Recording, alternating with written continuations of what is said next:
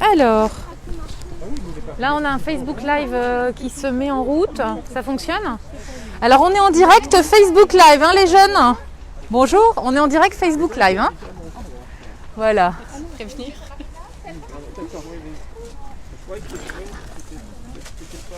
J'ai perdu mon... Ça c'est mon papier.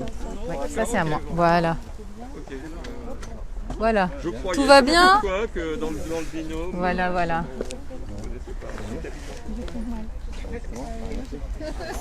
Ce que tu peux faire, ça fonctionne là? Ouais. Il y a déjà quelques personnes connectées. Bonjour à tous. Eh bien, Jérôme, ce que je te propose, c'est de jeter un œil sur l'arrivée des journalistes, si c'est lancé. Et puis on va commencer dans quelques minutes. Hein, on attend les retardataires. Tu tourneras en fait quand les gens parlent. En fait, voilà, il y a un peu de vent. On a essayé de trouver un endroit abrité, mais venteux aujourd'hui. Voilà, voilà. Peut-être jeter un œil du côté sous le préau. La voix. Oui, oui, oui, oui. Oui, oui. En fait, voilà, oui, oui, la voix, c'est ma voix. Voilà. On est donc en Facebook Live là pendant 1 heure pour faire notre point presse en direct. Ce que je vous propose, c'est qu'on garde les masques quand on ne parle pas, et puis quand on parlera, on enlèvera son masque, puisqu'on est en extérieur. Et que la plupart d'entre nous ont fait leur première dose de vaccin, puisqu'ils vont être assesseurs au président de bureau de vote les 20 et 27 juin. Voilà, ça fonctionne, merci. Et on nous entend bien, je pense. Est-ce qu'on nous entend bien? Si vous pouvez peut-être mettre un petit message pour ceux qui suivent. Voilà. Tout va bien. Alors aujourd'hui, on est avec les collègues élus du conseil municipal et communal d'Ellem-et-Lom, et puis on est avec des candidats régionaux et départementaux. Bonjour Hossein, ça va? Voilà, on attend 2-3 minutes et puis on va commencer.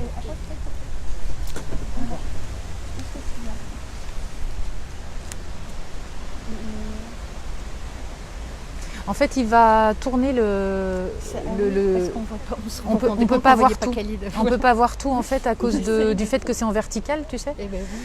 Donc il va devoir bouger un petit peu. Voilà.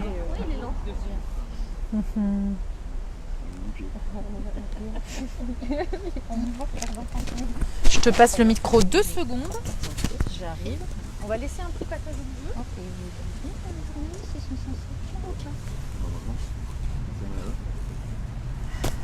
C'est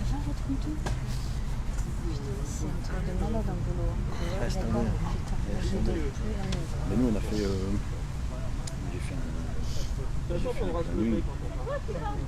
Mais toi tu déchires en organisation et tout. Des copains qui viennent, et après demain par exemple. Alors, demain, on rappelle ce qu'on va faire, Ah ouais, non mais je sais.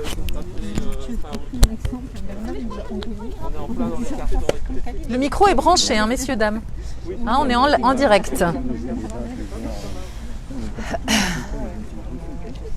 Bon, dans 2 minutes, on commence. Il y a un journaliste qui arrive et on va pouvoir commencer ce point presse, faire respirer l'île.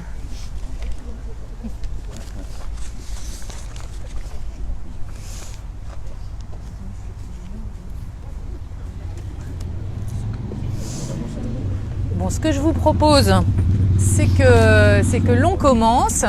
On a un micro, donc même s'il y a des petits bruits parasites, ça sera pas gênant. On a choisi, bonjour à toutes et à tous, de faire ce point presse en plein air pour pouvoir être à quelques-uns réunis en respectant les règles sanitaires. Donc on garde nos masques et puis quand on parle, on l'enlève et on le remet juste après. Un peu le fonctionnement des terrasses actuellement. Ça me permet de souhaiter une bonne reprise à tous les restaurateurs, cafés qui peuvent reprendre doucement l'activité en espérant que le temps soit un peu plus clément et de leur souhaiter une bonne reprise. Ça a bien commencé cette semaine à Lille, quel que soit le temps. Chacun a pris ses risques et est allé en terrasse quand même. Et bien aujourd'hui, nous prenons des risques puisque nous sommes en plein air et s'il y a un gros épisode de pluie, on se rapatriera sous le préau qui est un peu occupé par les sportifs actuellement. Aujourd'hui, on est réunis avec mes collègues élus alors du conseil municipal, Bernard Charles, conseiller municipal, Vanessa Duhamel, conseillère municipale, Khalid Bouanani, conseiller communal d'Elem, et les membres du collectif Faire respirer l'île que je vais présenter ensuite, qui sont pour certains conseillers de quartier, acteurs citoyens et politiques, parce que nous sommes les uns et les autres candidats aux élections régionales pour certains, aux élections départementales pour d'autres.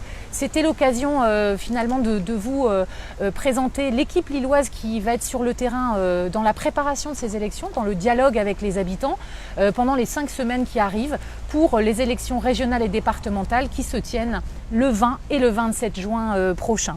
Un petit rappel peut-être aussi pour ceux qui nous regardent, le 20 et 27 juin, si vous n'êtes pas là, si vous êtes dans une réunion familiale ou qu'il fait très beau et que vous avez envie d'aller à la mer, eh bien pensez aux procurations. C'est un moment démocratique et citoyen extrêmement important où chacune et chacun d'entre nous doit exercer ses responsabilités. Donc nous en avons beaucoup en ce moment. La vaccination, le respect des gestes barrières, le droit de vote et donc la procuration. Eh bien ça fait beaucoup de choses à penser, mais je suis sûre que les Lillois seront au rendez-vous. Nous représentons tous et toutes la majorité présidentielle dans ses composantes. Et ici à Lille, eh bien, j'ai à mes côtés Vanessa Duhamel qui représente le MoDem lillois, Bernard Charles qui représente Territoire de Progrès, et puis aussi des citoyens, bien sûr, tous les marcheuses et marcheurs qui sont autour de moi de La République En Marche, et puis bien sûr des citoyens sans étiquette qui sont aussi associés dans notre collectif, et la société civile qui trouve des solutions concrètes pour le quotidien des habitants. C'est aussi l'ADN de notre mouvement et de ce qui nous rassemble aujourd'hui autour de la majorité présidentielle et du projet que porte Emmanuel Macron. Alors pour la campagne régionale, eh bien, nous sommes plusieurs Lillois à figurer sur la liste Hauts-de-France Unis qui est portée par Laurent Pietraszewski, qui est député sur notre commune de Lille et qui est aussi ministre, secrétaire d'État délégué aux retraites et à la santé au travail.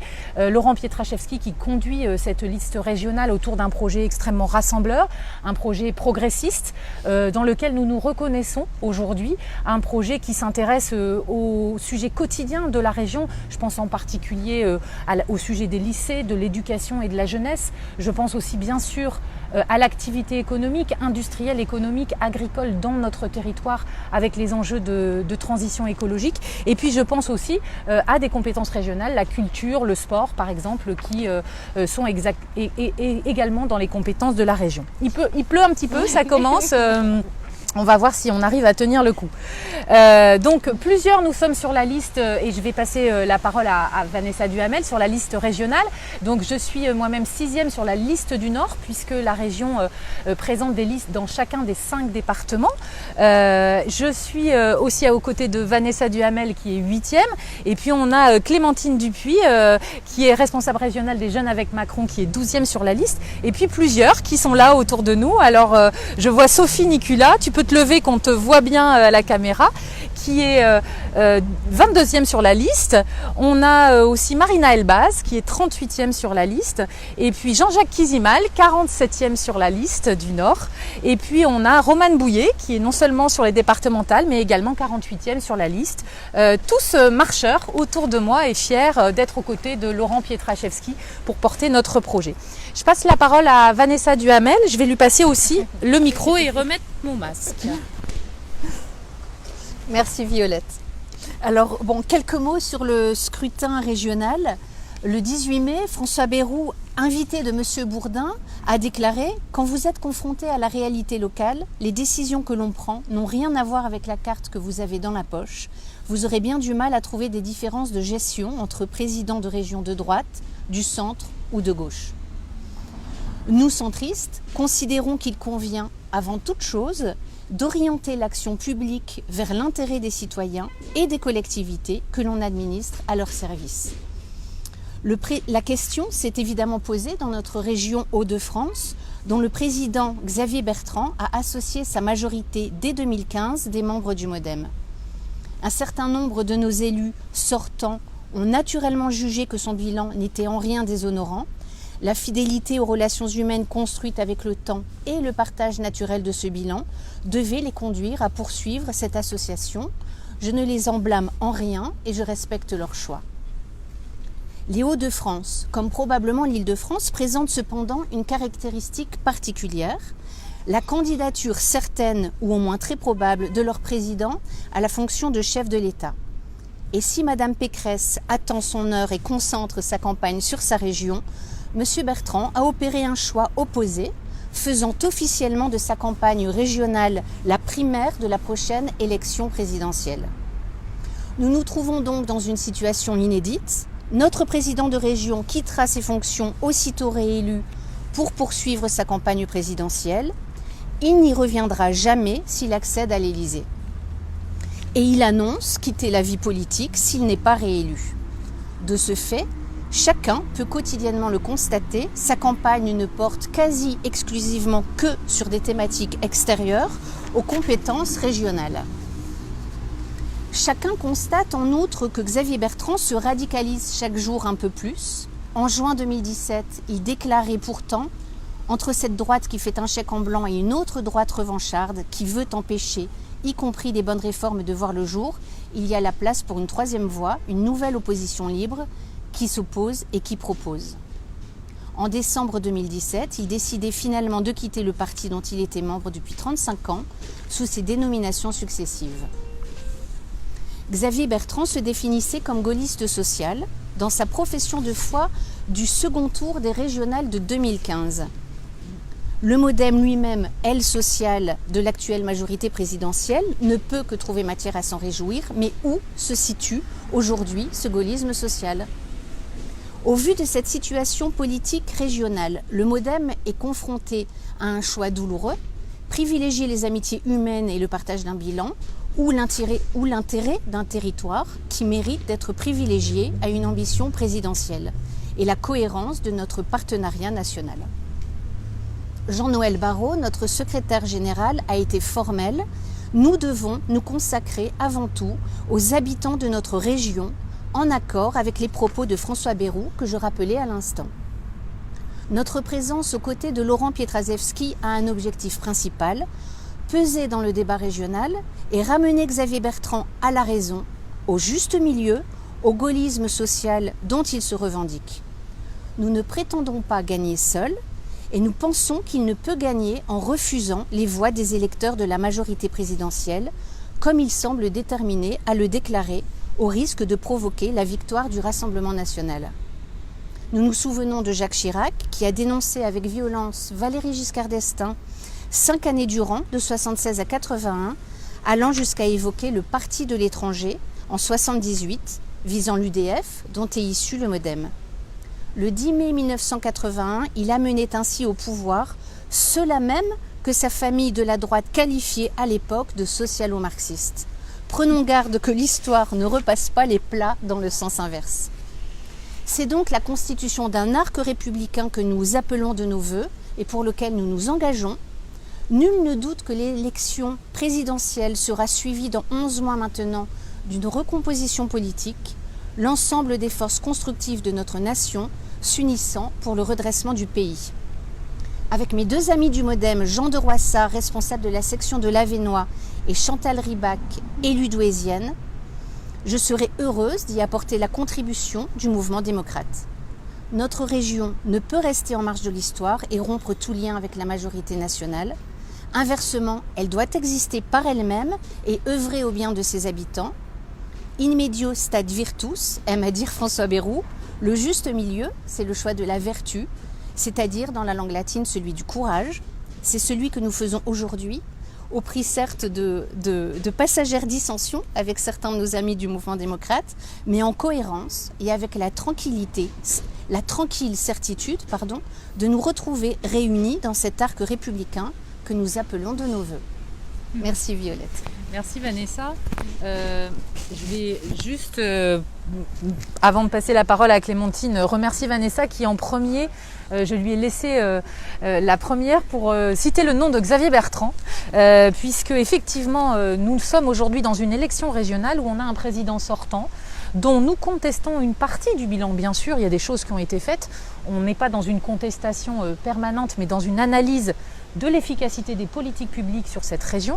Et il est clair qu'il y a eu beaucoup de promesses, beaucoup de communication, avec un budget de communication d'ailleurs qui a largement augmenté tout au long de ce dernier mandat.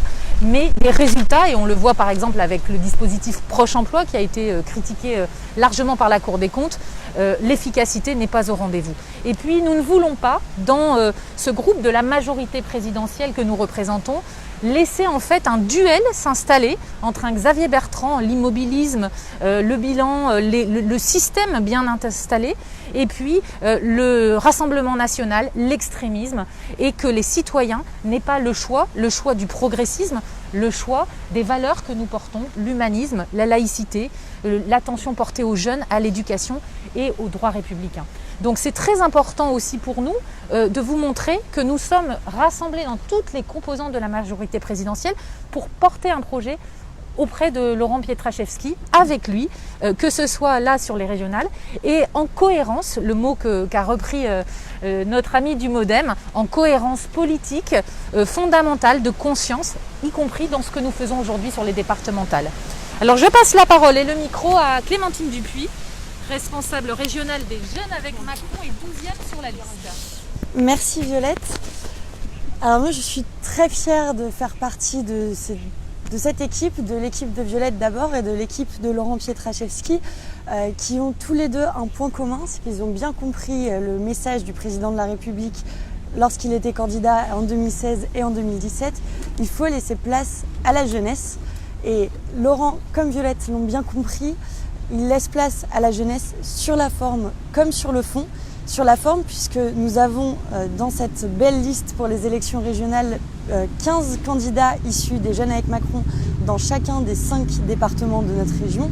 Et sur le fond, puisque nous avons beaucoup travaillé avec Laurent, avec Violette, avec toute l'équipe du pôle programme pour amener nos idées, nos propositions qui avaient été déjà débattues au sein des Jeunes avec Macron, avec par exemple la première proposition que Laurent Pietraszewski a sortie il y a déjà quelques mois, le Pass Liberté Jeunesse, sur lequel nous avons travaillé pendant des semaines à ses côtés. C'était donc une promesse du président de la République, s'est appliquée concrètement avec l'équipe de Violette, avec l'équipe de Laurent Pietraszewski. Nous représenterons tous les jeunes de la région avec nos 15 candidats. Nous sommes partout dans toute la région pour représenter la jeunesse, pour expliquer à la jeunesse à quel point il est important de s'engager, il est important de voter et de ne pas être trompé. Nous, ce que nous représenterons principalement, ce que les jeunes attendent, c'est l'écologie, c'est l'émancipation, c'est l'égalité des chances et des choses concrètes, pas une écologie de paillettes, une écologie concrète, une écologie du quotidien, une émancipation claire et concrète. C'est aussi pour les jeunes avec justement ce Pass Liberté Jeunesse qui sera un don de 500 € à tous les jeunes pour le sport, pour la culture, avec l'intégration d'ailleurs du Pass Culture qui a été mis en place au niveau national, pour le sport, pour la santé, pour l'éducation.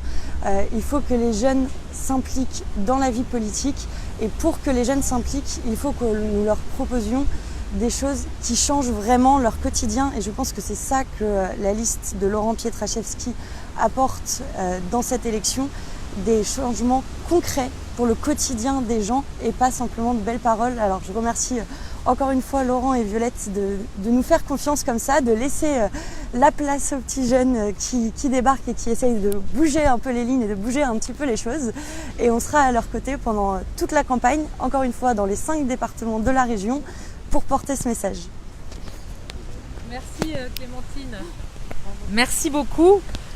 Comme disait Vanessa, on se sent vieux du coup, puisqu'on est quelques-uns à être un peu plus âgés que toi Clémentine.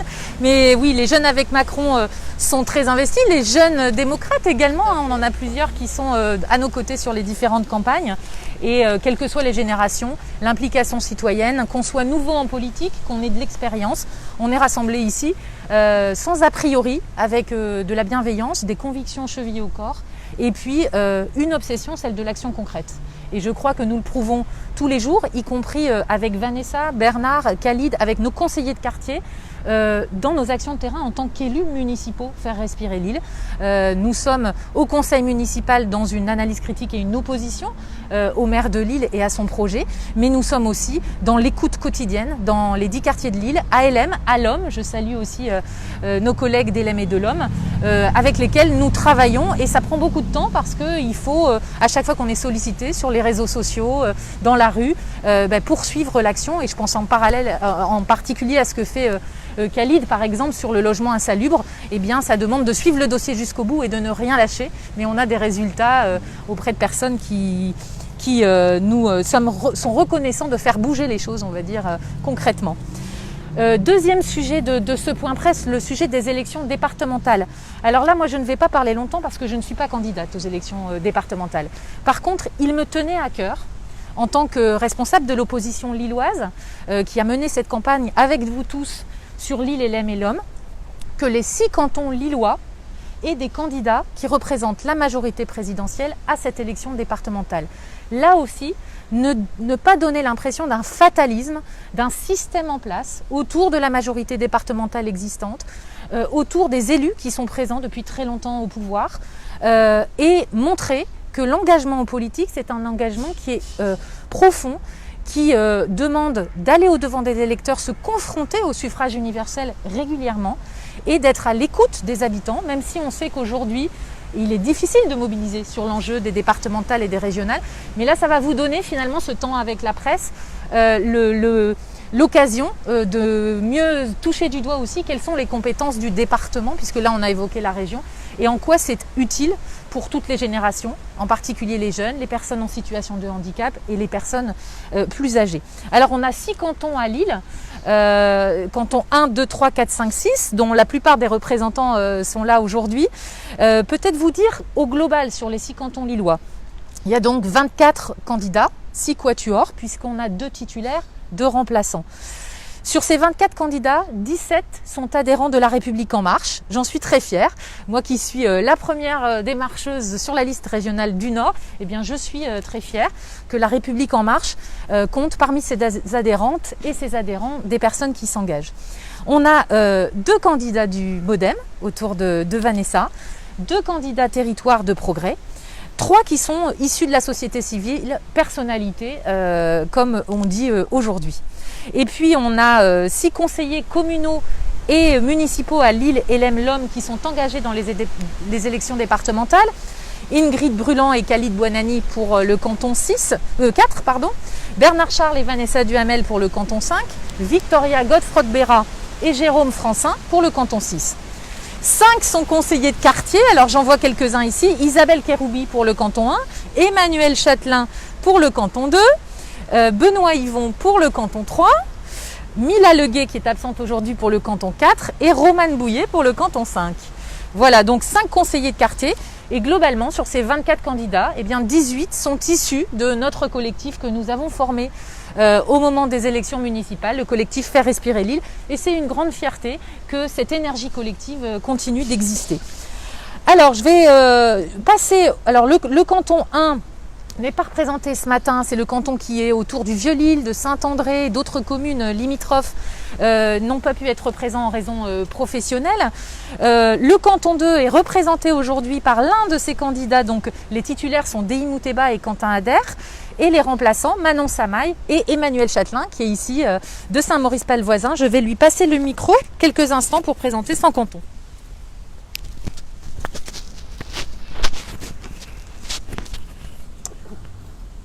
Oui, bonjour. Donc, je suis le candidat suppléant sur le canton 2. Donc, le canton 2, il est très important, même s'il n'est pas totalement lillois, loin s'en faut, parce que c'est un canton dans lequel nous pensons que nous pouvons gagner. Donc, moi, je suis conseiller de quartier à Saint-Maurice-Pelvoisin. Il y a évidemment d'autres communes, mais en tout cas, souvenez-vous des élections législatives de 2017. C'était à peu près le même territoire sur la 9e circonscription. Et nous pensions qu'il était impossible de gagner cette circonscription. Eh bien, elle a été gagnée. Eh bien, je pense qu'ici, ça va être pareil, d'autant que pour les départementales, nous avons un enjeu important qui est qu'au niveau des départements, le plan de relance de l'État soit parfaitement relayé sur nos territoires. Et pour cela, nous pensons tout simplement que nous sommes les mieux placés. Et donc c'est la raison pour laquelle je suis fier d'être candidat suppléant sur ce canton. Merci Emmanuel. Alors je vais passer le micro. Tu vas peut-être... Non, ça va? Est-ce qu'il est encore... Non. Tu vas devoir avancer ta chaise en fait, à Benoît Yvon.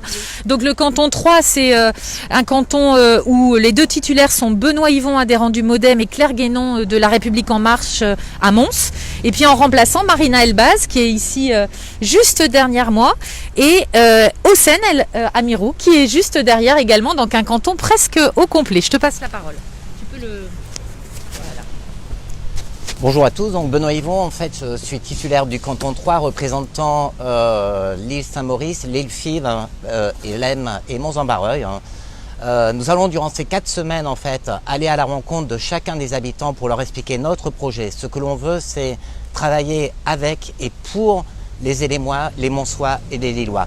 Le 20 et 27, faites-nous confiance et nous serons dignes de votre confiance à agir pour tous.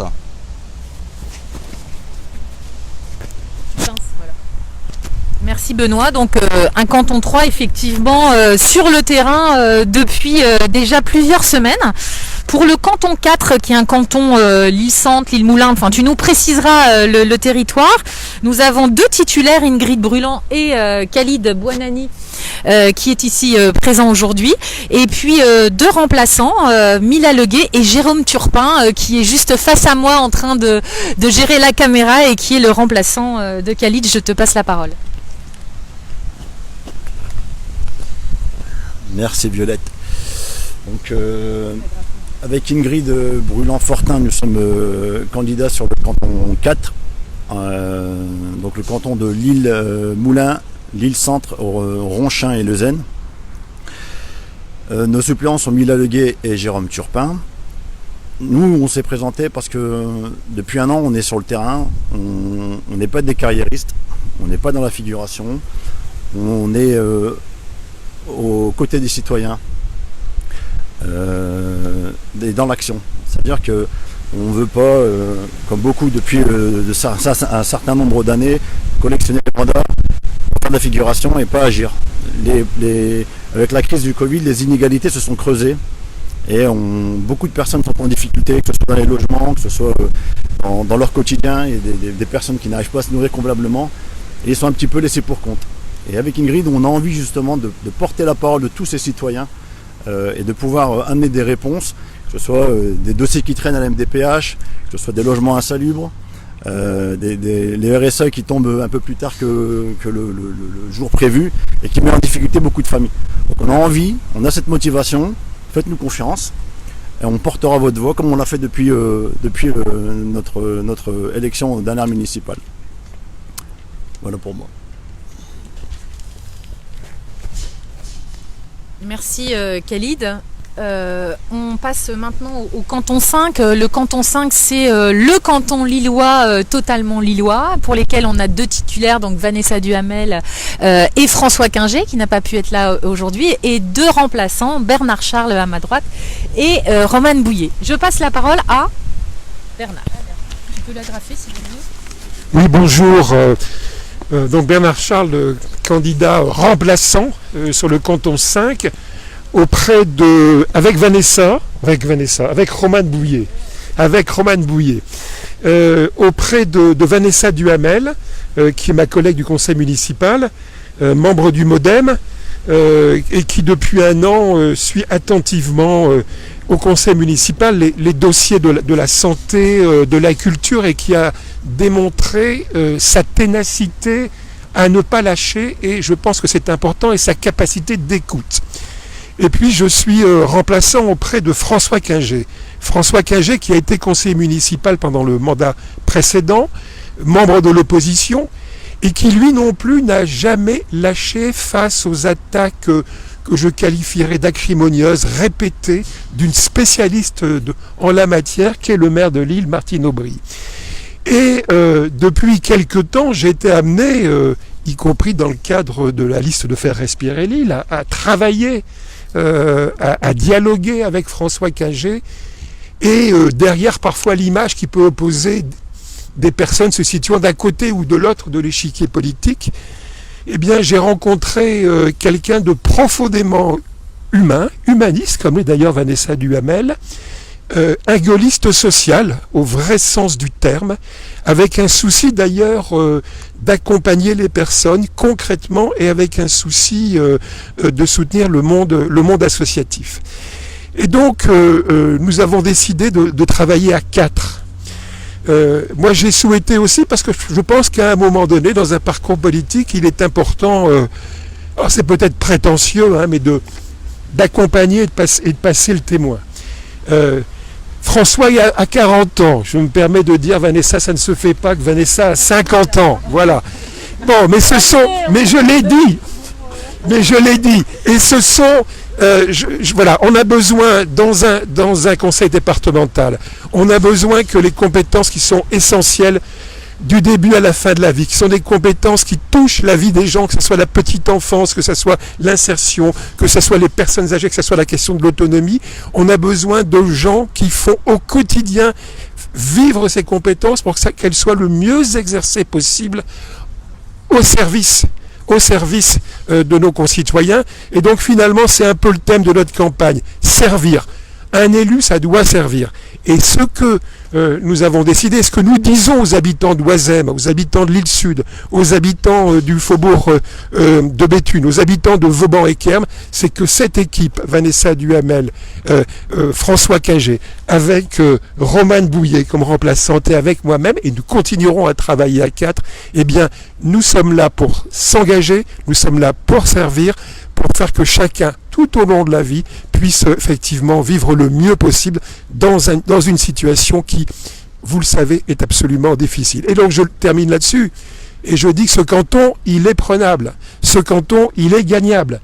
Et c'est tout essentiel d'avoir des gens, je dirais, déterminés et modérés, parce que, quand même, l'ancien conseiller départemental, et là, j'ai personnellement de l'amitié pour lui, mais quand je vois qu'il a été porteur pendant des années et des années de la social-démocratie, et qu'il a, au niveau régional, qu'il a fait alliance avec le populisme de gauche, avec LFI, il y a là une contradiction que je ne peux pas accepter, où il y a peut-être, j'ai du mal à le dire, mais je le dis, un manque de courage, parce que je pense qu'il faut faire travailler les gens de bonne volonté, il faut faire travailler ensemble les humanistes, et qu'on ne peut pas accepter ni les populismes de gauche, ni les populismes de droite.